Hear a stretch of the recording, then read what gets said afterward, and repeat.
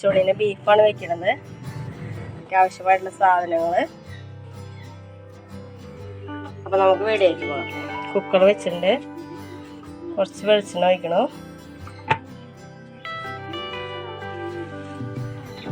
വെളുത്തുള്ളി, ഇഞ്ചി,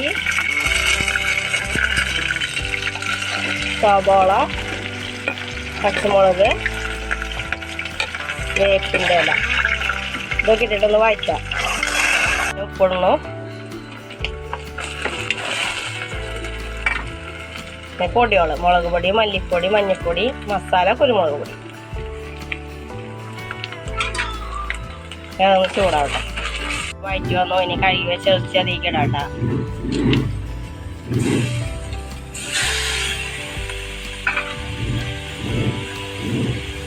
ഇനി ആവശ്യത്തിന് വെള്ളം ഒഴിക്കാതേക്ക്.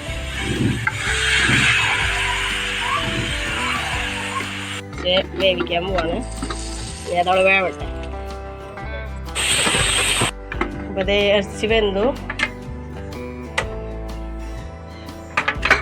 നമ്മളത് വേവിച്ച് വെച്ചിട്ടുള്ള അതിലേക്ക് ഇടാണ്. അതെ കാച്ചി ഉള്ളി കാച്ചി വെച്ചിട്ടുണ്ട്. അത് അതേക്ക് ഒഴിക്കണം.